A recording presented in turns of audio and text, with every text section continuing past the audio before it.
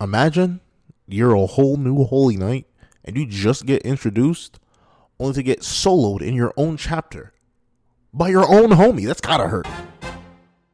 Before I begin this review of Chapter 40 of Fortnite the Apocalypse, please do me a favor, leave your own thoughts on the chapter in the comment section down below. Leave a like and subscribe if you haven't already. Also, make sure you hit that little notification bell so you don't miss out on any videos that come to the channel. Now, let's get into it. What's up, guys? I got a pencil, and here we are to review Chapter 40 of Fortnite of the Apocalypse, which is known as Fearsome Attackers, aka golly gee willikers. They really got one shot in their own chapter.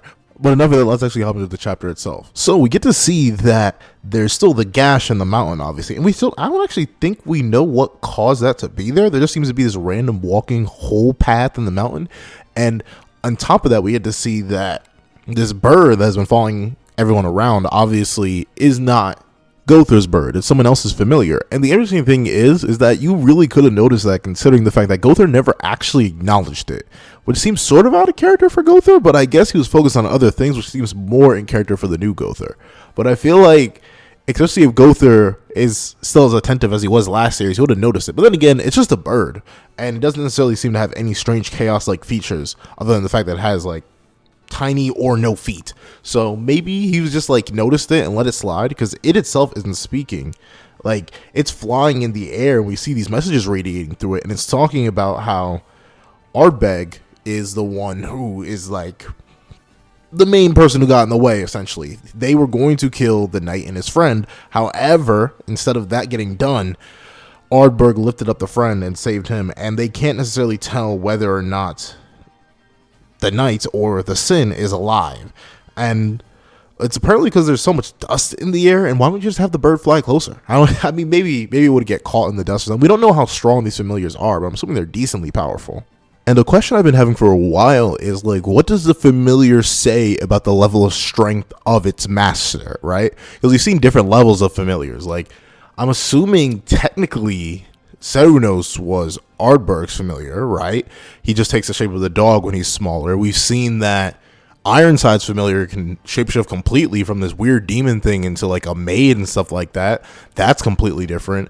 Then you have this familiar right here, which seems like a bird. You had Taliskers, which was a fairy. Like, what do I'm not sure, do the wielders of the familiars themselves, do they get to choose the shape the familiar takes? This is a familiar come like pre-packaged, and then they can manipulate it based on how they want. Like, I'm intrigued. There seems to be some layer to this. I wouldn't say it's purely strength based, because look at Ardbeg. Like, Ardbeg had what seemed like a really strong familiar in Cernunnos, but then you have him being supposedly, according to Percival, the weakest Holy Knight he's fought, even weaker than Talisker. So, and Talisker just had that little fairy dude. So I'm not really sure what these familiars mean. Maybe it's just a general by person thing. Maybe a weaker person would want a stronger familiar because they can do most of the fighting for him, while a stronger person wouldn't want that stronger familiar because they don't really care because they're stronger. I don't know, but this familiar thing actually is pretty interesting, because we never really had that. I think like the closest thing to a familiar we had in the original series may have been like Kath and Orlandi, and that's about it. Like, I mean, Hawk, maybe Hawk is a familiar. Hawk, I don't know. I said that like you all been reading too much Bleach, but still, I'm wondering about that. I wonder if we're going to get any elaboration on that. But aside from that, we do get to see that this bird doesn't last much longer. Speaking of familiars, because bada bing, bada boom, a rock, not even a rock, a straight arrow. Gother, where did you get that arrow from? Yeah, that's actually just a straight up. Oh wait, no, that isn't a straight up arrow.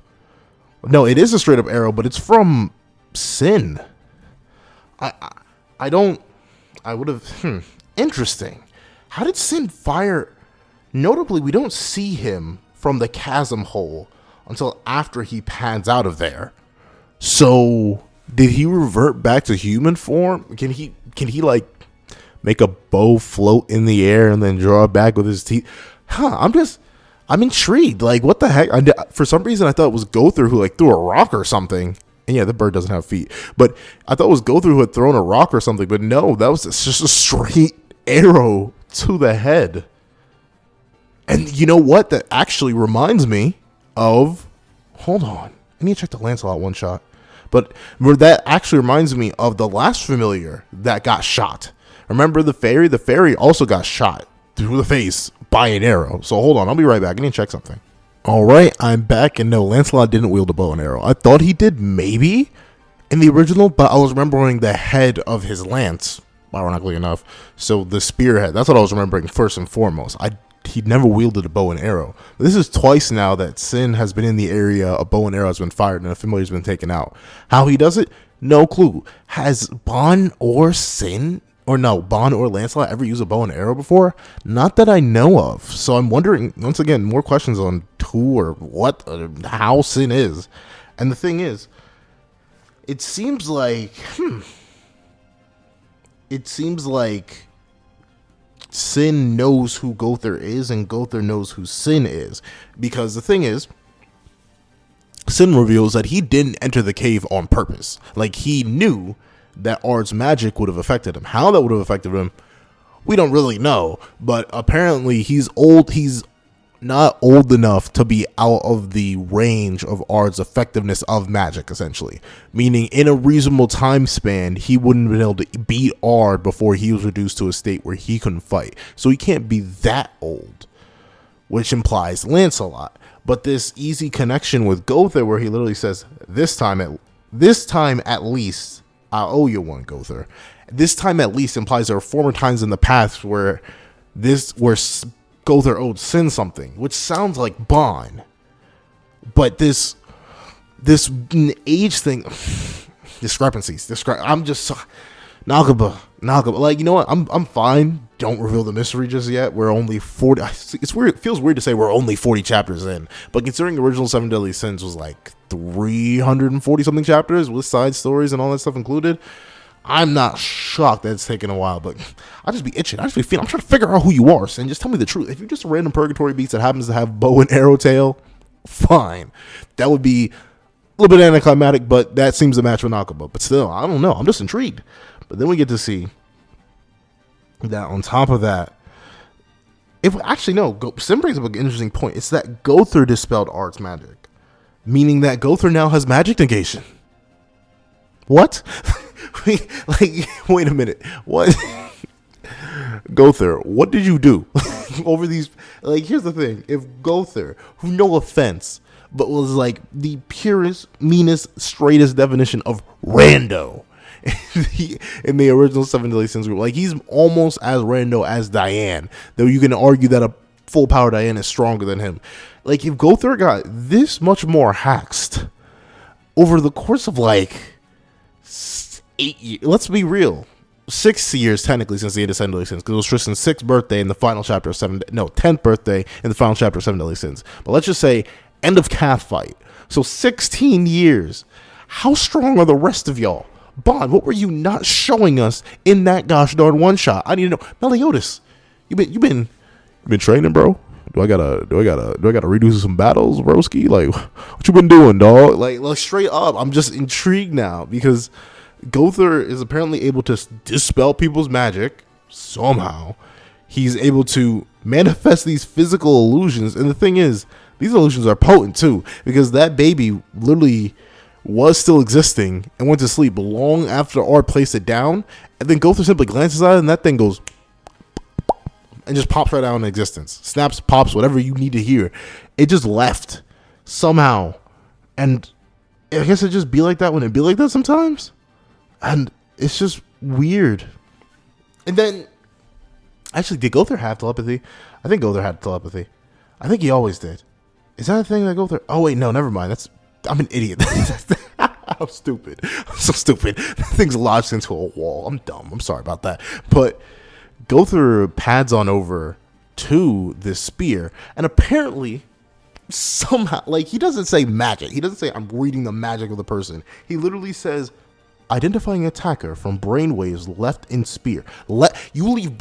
What if I left my brainwaves in? Huh? What does that mean? Gowther, no. Forget Gowther. We're skipping the character. Let me step forward. Nakaba. What the heck? You could just say Gowther's reading the magic left on the spear and tracing it from there, because he's an adept magic sensor. But no, Gowther can apparently read the brainwaves that are left on things. How strong are you now? I need to see you run up the whole entire original series. I know you probably still get beat by True Magic Meliodas, but still, I need to see it now because this man's insane.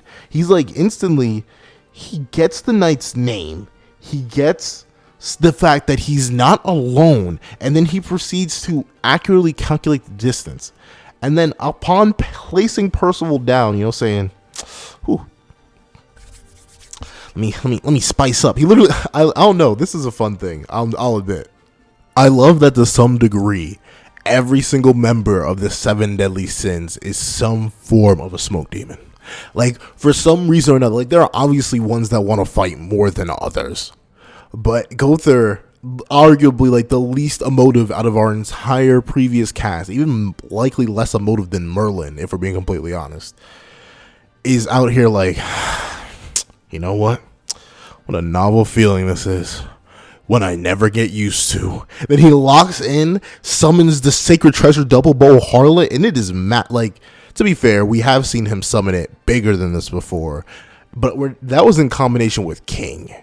This massive, like, twin bows that's literally like, each one is about twice his size.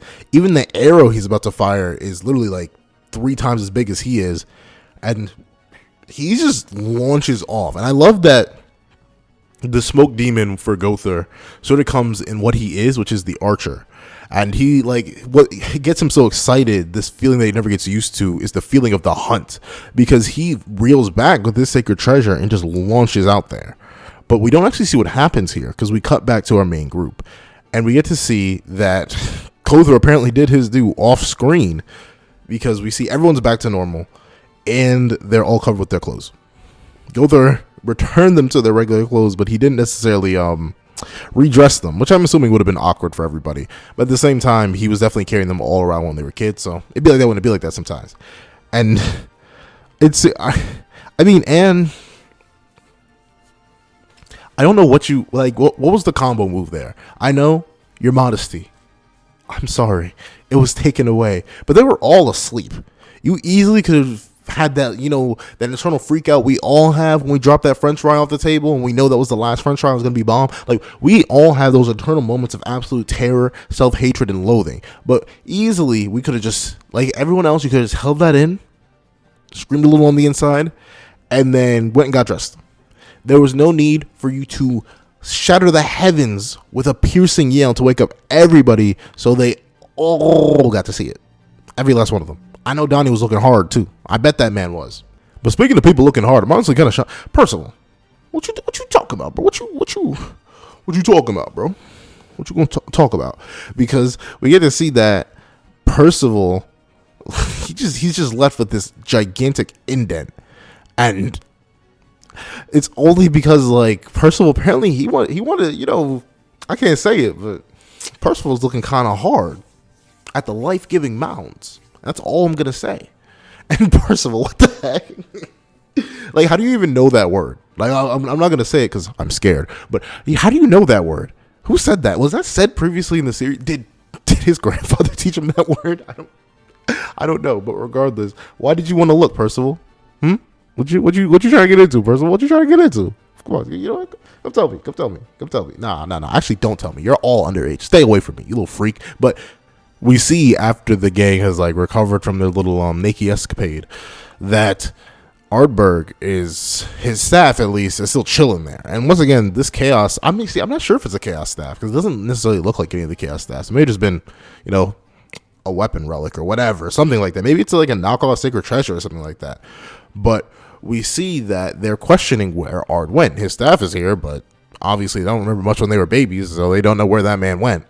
And they theorize that, maybe he just got scared and gave up the fight because he just felt like he just couldn't do it. And they seem to accept that as the case until someone is brought up, and it's Dolcemonte and his family. And Percival's, like, worried. He's like, wait, what are we going to do about that?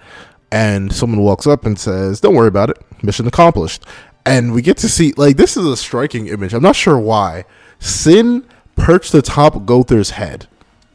Like, let me level with y'all real quick. If Sin is Bond, that's weird. If Sin is Lancelot, that's weird. Like, but you can tell, I love how Gother's so chill about it.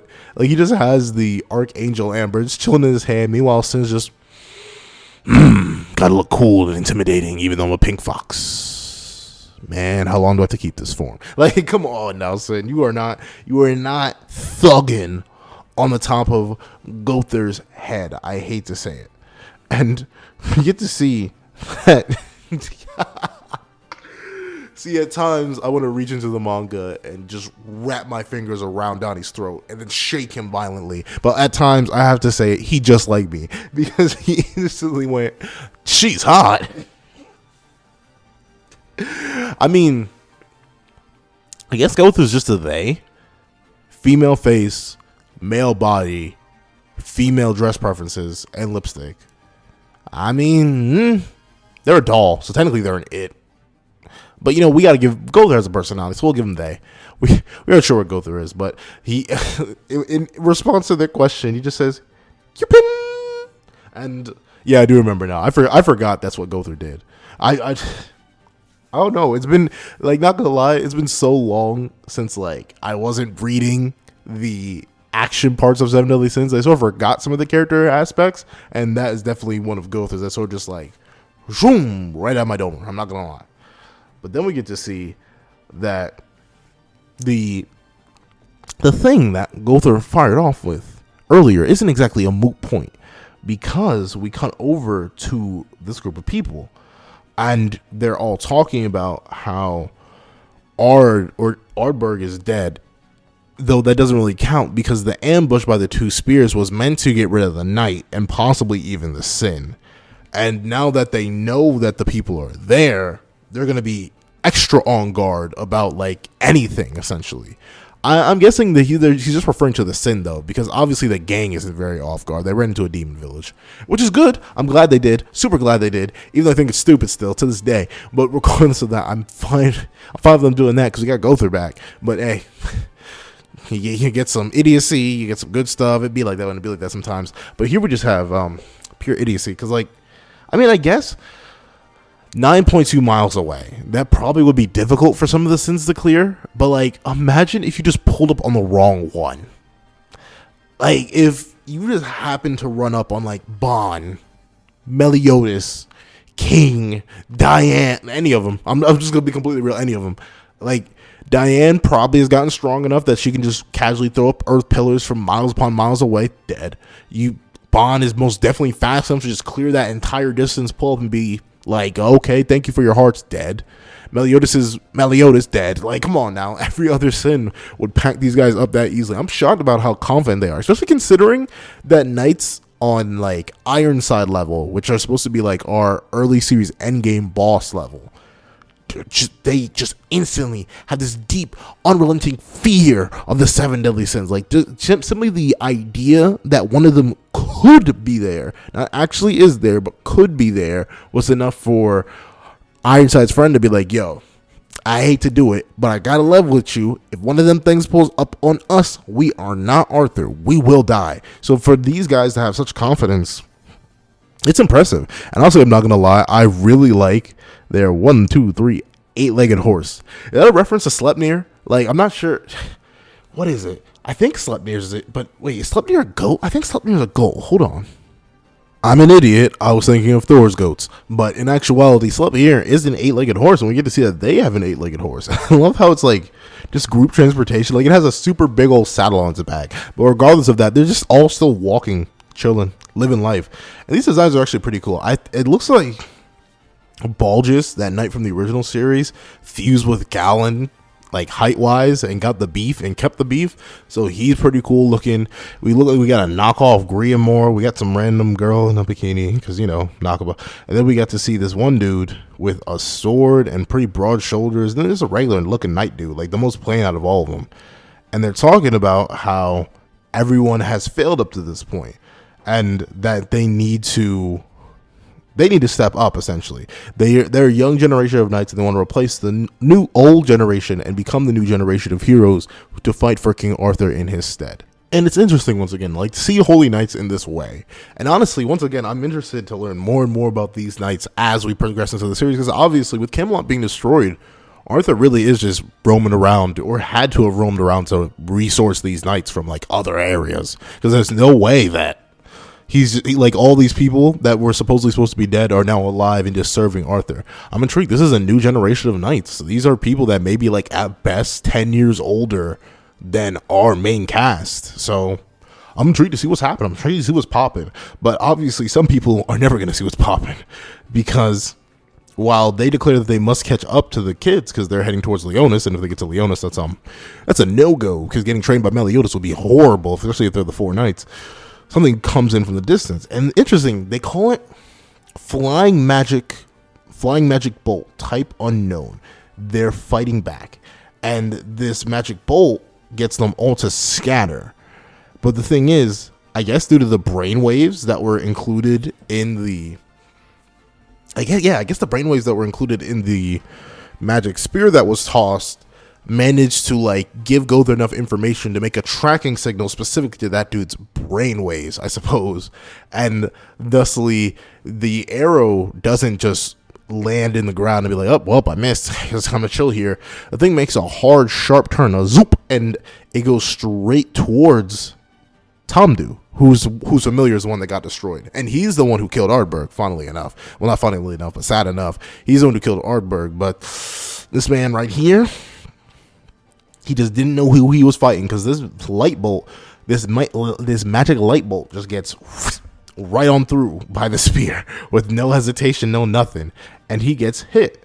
But the thing is, he doesn't like necessarily feel anything strange or anything like that, like he thought he was gonna die or something like that, or explode or anything. But no, he's just chilling. But then we get to see that the moment he is asked, like, you good, bro? Like, you kind of spazzed there a little bit, you know, you were freaky deaky and we ain't in the sheets right now, what you doing here? And he's like, no, I mean, I'm big chilling, like, you know, it was a bluff, like, you know what, Let's give him another hit. Let's give him a little bit of more of the sauce. Let me show you the power of homing. And yeah, it's a little bit too late for that because they have made Gother mad. And you know what? I was gonna wait till later in the chapter, and I'll you know what? I think I will wait because this scene doesn't last too long because homing is used to instantly just kill this poor female knight. Like she was just chilling. She was living her good life. Instantly got a hole put through by one of her allies. Bada bing, bada boom, dead. And Tamdu is like, wait, no, it's not me. I've been taken control of. And yeah, this man got invasion jacked from 9.2 miles away and is under complete control. Like, I'm not sure if Gother is like actively controlling him, like, because I think that's another amp.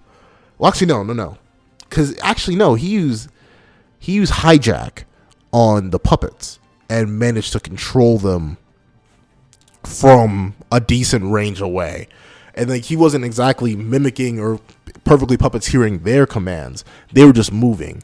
But like Gother not only is taking control of somebody, but he's using their native magic, moving their body at rapid succession while 9.2 miles away. This man's a demon right now. Come on now. Don't tell me he's not. But then we get to see that they recognize this power immediately and figure out which sin they were hunting. And it was the sin of will-bending, mind-controlling power, Gother. And Tamdu just calls out for Fiddish to be like, yo, do something. Don't just stand there and let me. But no, not even stand there and let me. He says stand there in awe. But in that very same moment, Fiddish apparently just straight blitzed him and removed his head, sliced his torso, and then sliced his thighs, all in one fell swoop. Like, it's crazy. Tamdu was dead before he could realize he even was. And apparently he's the leader of the group because he's the one who re-guides them all back to, like, their focus point. And an interesting thing is that it seems like, did the lady live? Yeah, she had a hole in her. Yeah, this is the same woman. So it looks like the lady, hold on, let me go all the way back.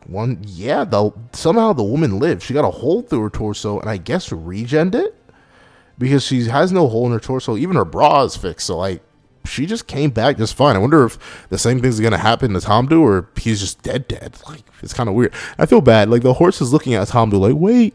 You were the only one who drove me right. And then Tamdu was gone. But yeah, I wonder, does this woman have like a regeneration skill or do one of the squad have healing? I don't know. I'm intrigued. if this is the next squad we have to fight, the next like major group in action, I hope we get like maybe either a group fight scene or maybe an entourage of older characters so far. Like maybe Peliot, since we're with Gotha right now, like there are options that we could do, and I'm intrigued to see all of them. But regardless of that, we move on and we get to see that everyone's back to normal. They're all back in the village and they're all just chilling out.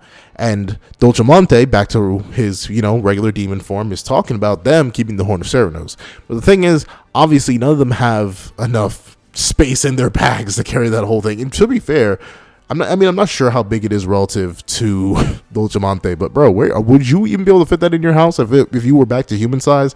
I don't think so.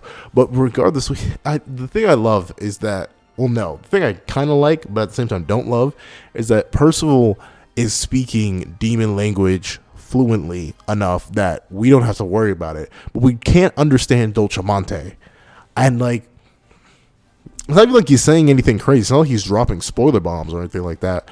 So I wonder why we can't hear him speak. It probably just breaks the illusion. I don't know. Maybe demons we just can't hear them unless they're always speaking English, which is, it'd be like that. Wouldn't it be like that sometimes? But then we get to see that Ard, Anne essentially got the full story. Ard was happy that he got his little daughter back. He gave up on killing Percival, all the good stuff, and he protected her in the very end. All great. However, when Gotha goes to like confirm this and spare Anne's feelings, Anne just breaks and is like, "There's one lie in the midst of it. What is it? Tell me." And Gotha says it. And Anne just breaks down into tears. We get to see the chapter end with both Percival and Nosians comforting Anne while the poor little Kelly just sits by its master's head.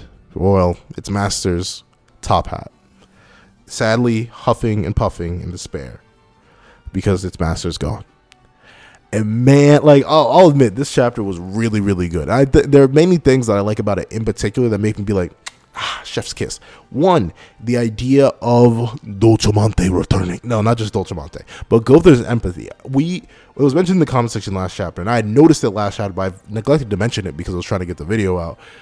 It seems like Nakaba, I mentioned this in the past already. Nakaba, whenever he introduces an old character, keeps them mostly the same so that they're recognizable to the reader, but adds one extra layer or different thing or emphasizes a previous character trait that makes it so that they are different enough that they're interesting to read now and makes you speculate about the development they've gone over the past 16 years.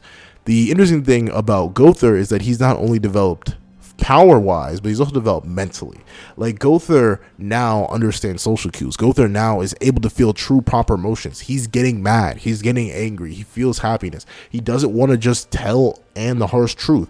Season 1 Gotha, Season 2 Gotha, Season 3 Gotha, Season 4 Gotha probably would have been like, "Hey, hate to say it." Well, no, he wouldn't even say hate to say it. He'd be like, "Hey, Art's dead. Sorry, whatever, bye." And he wouldn't even say sorry at all. He would just tell. And I think by showing that how much time he spent around like people who aren't like him, he's able to sort of develop the rest of his personality that he didn't have in full before. He was very much a copy, but now with all this, he's allowed to have his own personality. He's allowed to have his own series. I think that's great.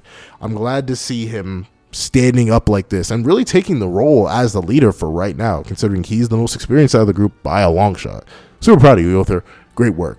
Other things in this chapter, I like how we get introduced to our new cast of villains. It feels very appropriate for what I expected, because it seems like this group is, not this group, the enemies are just evolving. Either they're going to get stronger, they're going to have different abilities, they're going to get different team ups and groups. I'm very, very, very intrigued to see how this group is going to interact with our gang, because if it interacts well, then that means that the gang is relative. But if they don't interact well, I could say something about the verse, but I don't know. I'm intrigued, especially if they're going to catch up. Like, they are 9.2 miles away, and it's unlikely that Percival and the gang are going to stay there for much longer. So they're going to be essentially unknowingly, unless Gotha tells them, unknowingly being chased through the entire journey to Leonis. And that's actually would be interesting to see, alongside things like other issues, other good things in this chapter, Anne's reaction of crying at the news of Ardberg's death. At first, I was a little bit confused by it when I first read it, because I'm like, didn't this man do like horrible things? But in actuality, I can definitely see why Anne could be crying, because it appears that she remembers the gang remembers parts of their time as babies, just not all of it. So the last thing that Anne probably remembers is seeing Ard's smiling face, and then cut away because her eyes closed and she freaked out to that.